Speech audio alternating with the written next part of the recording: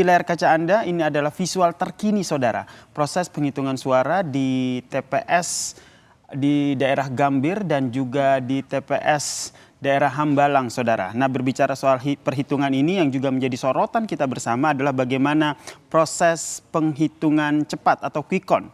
Kompas TV akan menghadirkan 7 lembaga survei yang akan menampilkan hasil hitung cepat yang akan berlangsung. Salah satunya adalah dari SMRC. Sudah hadir bersama kami di studio Kompas TV, Mas Denny Irvani selaku Direktur SMRC. Salam sehat Mas Den. Halo, ayo Sir. Ini cukup melegakan ya, part pertama dari hari ini yaitu proses pencoblosan. Kita lihat tadi sudah berjalan dengan lancar, semua juga sudah melakukan ataupun semua sudah menggunakan hak suaranya, termasuk saya dan Mas Denny dan juga antusiasmenya seperti apa Mas Denny melihat ini? Ya, kita melihat ya di berbagai tempat dan tayangan-tayangan dari Kompas TV juga tadi menunjukkan antusiasme yang sangat tinggi. Ya, saya kira kita bisa punya perkiraan tingkat partisipasi cukup tinggi sebagaimana pengalaman kita selama ini begitu ya. Apalagi sistem atau cara pemilihannya masih sama dengan 2019 di mana pemilihan dilakukan secara serentak antara pemilihan presiden kemudian pemilihan legislatif gitu ya. Ada plus minus tentu saja tadi sudah kita bahas begitu. Tapi itu salah satu faktor yang saya kira tingkat partisipasi saya kira masih cukup tinggi di negara kita. Kalau kita bandingkan misalnya negara Amerika Serikat yang tingkat partisipasinya hanya 50% bahkan di bawah umumnya, saya kira tingkat partisipasi di pemilu kita masih akan di atas 70%. Ya, harapan kita bersama ya, tingkat partisipasi yang tinggi ini juga akhirnya menjadi berefek pada tingkat kemauan masyarakat untuk memantau bagaimana sih hasil proses penghitungan ini. Ya. Yang jadi sorotan sekarang ini kan proses penghitungan rekapitulasi yang dilakukan secara manual. Kemudian perhitungan hitung cepat ini nih. Nah, seberapa krusial akhirnya melihat proses penghitungan cepat ini? Ya, quick count itu sejak awal tujuannya adalah ada dua ya. Yang pertama mengestimasi hasil pemilu dengan metode yang bisa dipertanggungjawabkan secara ilmiah, itu satu. Yang kedua adalah menyediakan data pembanding untuk rekapitulasi suara yang dilakukan oleh KPU. Tujuan pertama punya manfaat membantu memberikan kepastian politik kepada masyarakat terkait hasil pemilu. Dan tujuan yang kedua itu punya manfaat kita bisa mengkontes kemudian atau kita bisa memastikan proses penghitungan suara yang dilakukan oleh penyelenggara pemilu berlangsung secara jurdil khususnya dalam proses penghitungan suara. Nah, quick count itu kalau kita bisa sederhanakan, ya, secara sederhana itu ada proses pertama memilih sampel secara acak, kemudian mengirim relawan kepada TPS-TPS yang sudah terpilih secara acak itu. Satu TPS, satu relawan, satu TPS. Kalau SMRC ada 2000 TPS yang kita pilih secara acak dari Aceh sampai Papua. Lalu di tiap TPS mereka melaporkan hasil penghitungan suara pemilihan presiden maupun pemilihan legislatif.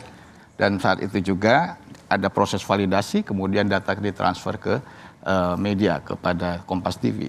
Sehingga prosesnya sangat cepat karena dibantu oleh infrastruktur teknologi yang sangat mendukung saat ini ya. Sudah ada aplikasi, sudah ada internet, dan saya kira kecepatan akan menjadi salah satu keunggulan dalam quick count.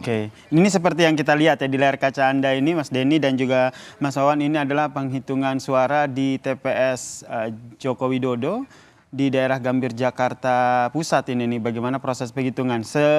Ini yang dilakukan oleh Litbang Kompas. Tapi secara umum memang hitung cepat ini prosesnya memang seperti ini ya?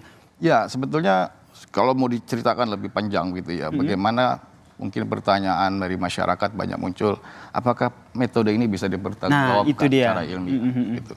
Maka saya kira perlu dijelaskan bagaimana sampel TPS quick count itu dipilih ya.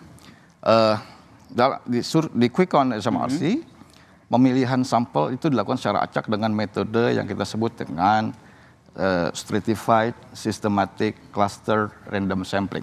Bagaimana caranya? Ada ratusan ribu TPS dari Aceh sampai Papua yang kita melakukan stratifikasi, pertama mengelompokkan TPS menurut daerah pemilihan dan kemudian ditentukan alokasi sampel secara proporsional menurut daerah pemilihan.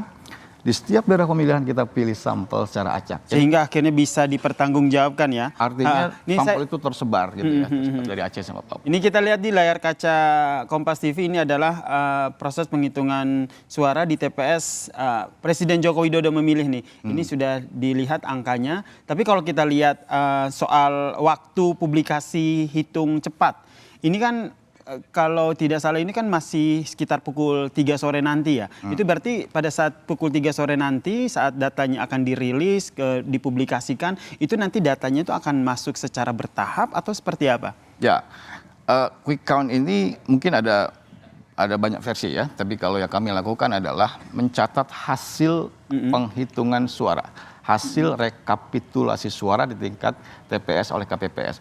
Jadi setelah selesai penghitungan suara, siapa mendapat berapa, calon nomor 1 dapat berapa, nomor 2 dapat berapa, nomor 3 dapat berapa, dan semua tanda tangan, saksi sepakat, itulah kemudian yang kami laporkan. Jadi bukan penghitungan suara sementara baru terus berapa buah begitu, tidak. Jadi semua sudah selesai. Semua sudah selesai di baru TPS itu baru kita laporkan. Itu satu poin. Yang kedua, mungkin data masuknya akan berangsur-angsur. Nah, itu dia. Kenapa? Karena ada perbedaan waktu Indonesia Barat, Tengah, dan Timur. Maka, dan itu startnya mulai pada pukul 3 sore nanti waktu 3 Indonesia sore Barat. itu sebetulnya Mas Yasir, dari jam 1 siang tadi, kita sudah bisa menerima data dari Indonesia bagian timur. Kenapa? Betul. Di sana udah jam 3. Benar. Ya, artinya penghitungan suara sudah selesai dilakukan untuk pemilihan presiden, data sudah masuk, cuma kami menghormati aturan KPU yang mengharuskan kita menunda pengumuman quick count sampai pukul 3 siang. 3 siang 3 waktu sore. Indonesia Barat. Itu berarti kalau di jam kita ini sekitar 10 menit lagi nih. Ya, Nah, kita jadi 10 menit lagi, 10 menit lagi, pukul 3 sore, jangan kemana-mana, tetap di Kompas TV karena akan ada 7 lembaga survei yang sudah langsung merilis hasil hitung cepatnya. Tentu ini menjadi perhatian kita bersama. Tapi kita jeda dulu, hitung cepat mengawal suara rakyat akan kembali usai jeda berikut ini.